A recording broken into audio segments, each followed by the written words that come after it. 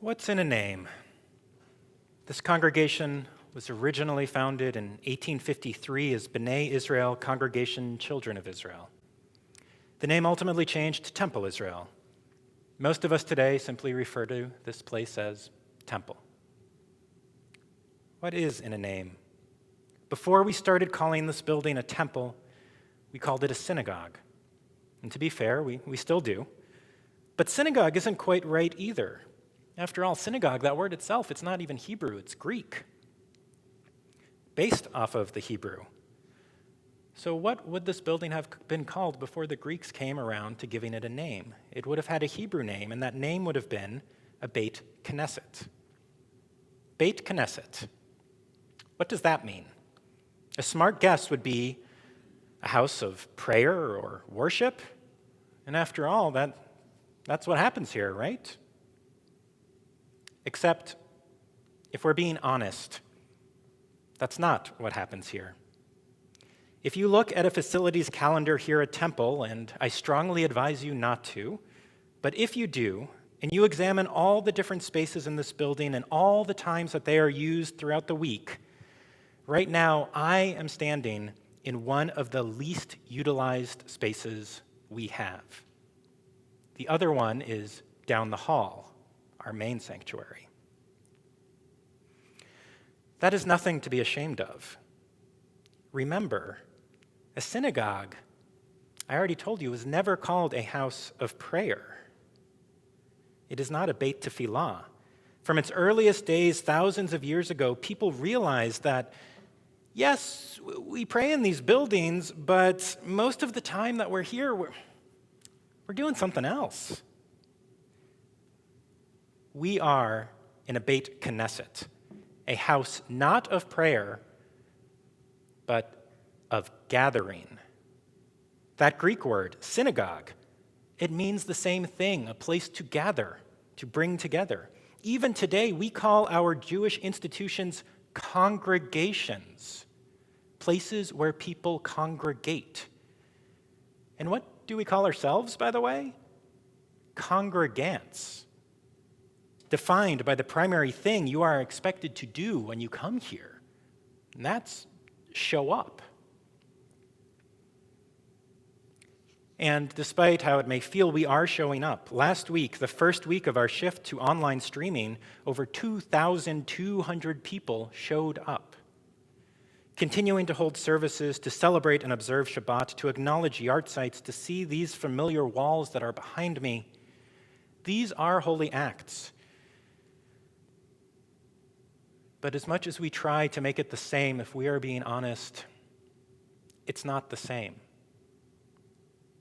It's not the same. But right now, it's the best that we can do. But what makes it different? I'd say the answer lies in that question of the name again. We are not a Beit Tefillah. We are a Beit Knesset. We are a house of gathering. And if we stand by that name, if we really think about it and are committed to the ideological implications of naming it that, then I would say we are not right now in the most important space in this building. No. The most important space, and dare I even say the holiest space of this building, is not where I stand right now, and it is not our main sanctuary. It is outside the doors opposite where I am looking. It is our gathering hall, our social hall. And tonight, and for the foreseeable future, that hall is empty. Meanwhile, in our Torah, we have reached the conclusion of the book of Exodus. This week's Parsha recounts the building of the Mishkan, the tabernacle that predates our Beit Knesset. Some things don't change. Buildings, no matter how old, how big, or how small, well, they do not build themselves. Moses sends the message, Kol nadiv libo, everyone whose heart is moved, bring gifts for God. Bring what you have, and that we will turn that into our sanctuary. Gold, silver, copper, yarns, linen, ram skins, acacia wood, oil for the lights, spices for the incense. Whatever you have, bring it. Whoever you are, if you want to give it, we will take it. we will use it. I've spoken to a lot of people over the last 2 weeks, from young people to veterans to elders to immigrants. The one thing I've heard from everyone is, I have never seen anything like this before. During such a time, it's natural to want to do something. Our hearts compel us. And there are things, specific things, we can do as a community and as individuals, things we can bring, things we can do. Call your friends, call your neighbors, even the ones you're not quite sure you remember their names. Call them. If you order takeout or delivery this week, give the most generous tip of your life. If you pay someone to clean your house, pay them this week not to clean it. To quote financial guru Dave Ramsey, practice outrageous generosity. Rabbi Bess and I have a unique New Year's Eve tradition of around 8 o'clock each year on December 31st, we fire up our laptops and frantically make our annual tzedakah contributions.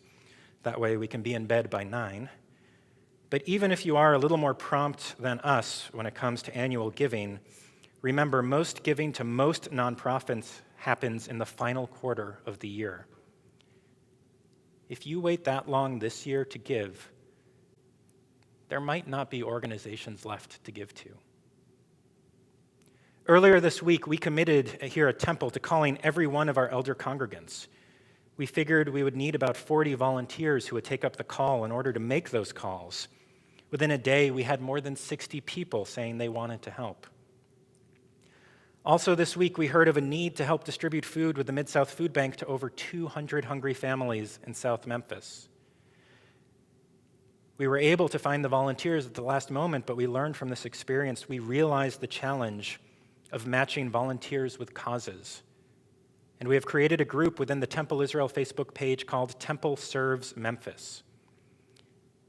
If you know of a cause that needs volunteers, post it. It will go up immediately. If you are able to volunteer, join that group and make sure you are receiving notifications.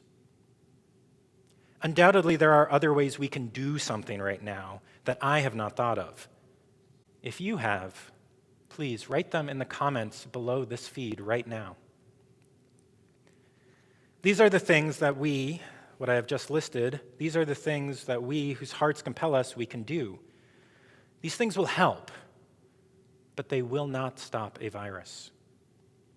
Just as a pile of gold and copper and ram skins will not make a sanctuary.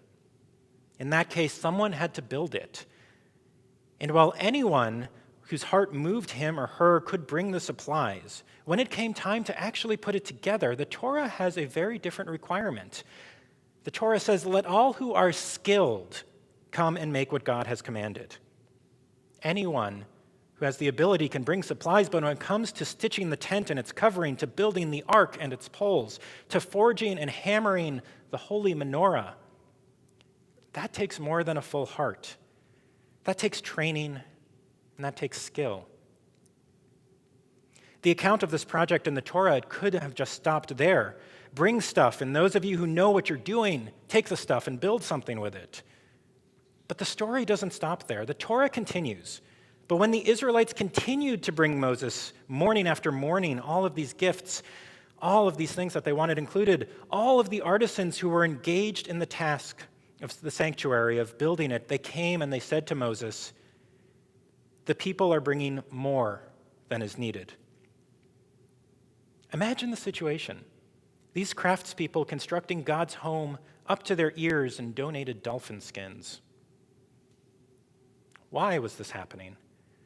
Because of people whose hearts moved them. People who were compelled to answer the call. People who saw their offering not as redundant or superfluous, or maybe, if we're being honest, a bit of a scratch and dent situation, but as the most meaningful thing they had ever done in their lives. There was a task, and they were going to be part of it. They were going to contribute. But their help, ultimately, was harmful. What does Moses do in this situation? the Torah recounts. Let no man or woman make further effort towards gifts for the sanctuary. Despite the joy the Israelites felt in wanting to help and wanting to be part of the solution, part of the story, Moses tells them in no uncertain terms, the best thing you can do right now is nothing. And what happens? The Torah tells us the people stopped bringing. I shared some suggestions for what we can do and what we can bring. And the reality is, for the majority of us who are not specialists when it comes to medicine or hunger prevention, housing security, there's not that much that we can do, or so it seems. Much like the Israelites in this week's parashah, the most important thing we can do right now is nothing. Most of us have heard the advice and heard about the need to flatten the curve, but for those that haven't, here is the idea. We have a limited number of hospital beds, a limited number of medical professionals, a limited number of ventilators.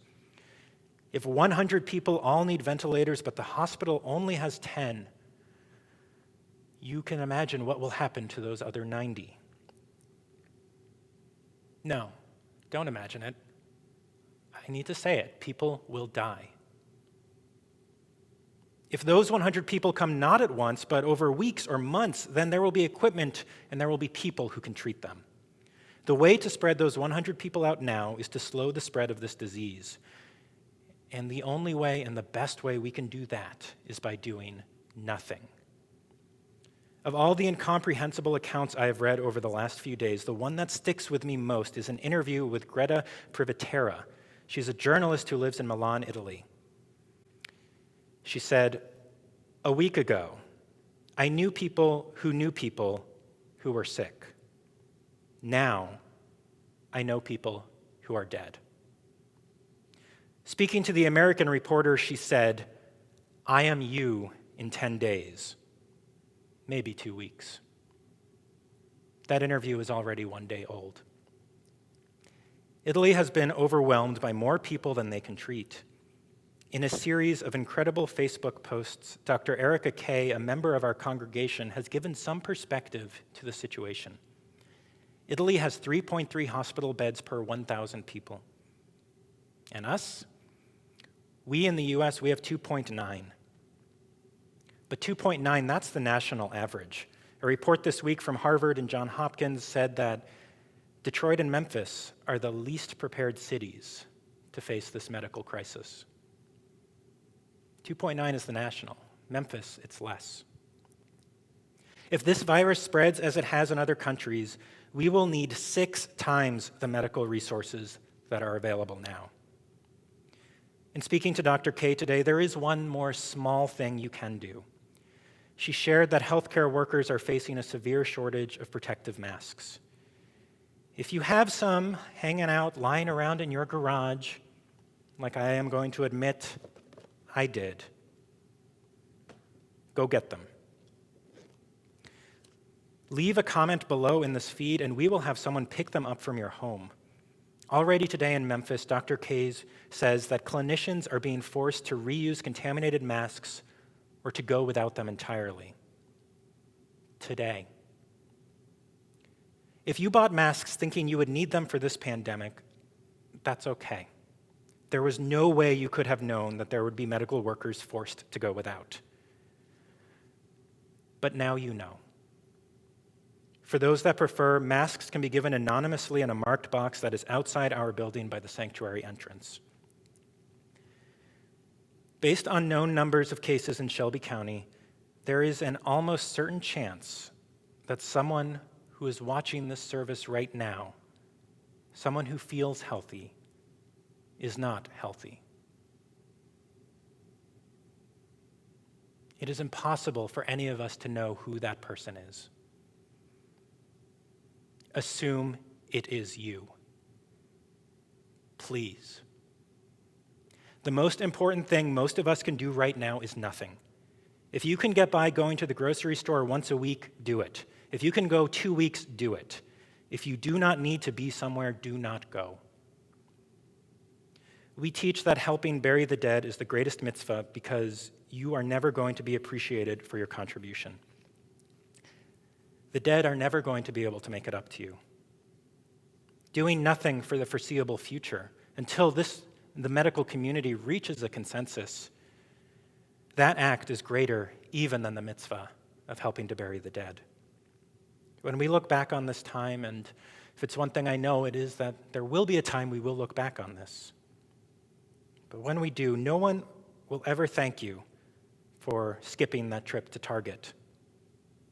Even you won't know if it made any difference, if that trip would have been where you contracted the virus or where you ended up spreading it.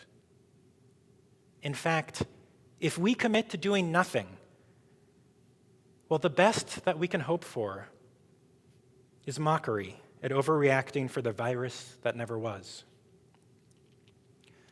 But by being a congregation that commits to not congregating, not here, not anywhere else, we will save lives. We will slow this transmission. We will save the lives of people who don't know and who won't even be able to thank us. It's the most selfless act most of us can possibly do right now. This week in our Torah, Moses tells the people, please do not come. And despite the infamous insubordination of the Israelites, in this case, they listen.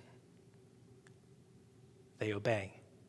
Surely we can follow their example. The holiest space in this building, that is our gathering hall. The holiest action we could do was prevent people from gathering within it. Despite the tears at the events that are not being held within its walls, let's take a moment as best we can to be proud that it is empty. Let us be proud that we were one of the first institutions to make that difficult decision, and maybe, just maybe, by being one of the first, we helped others decide just a little bit quicker.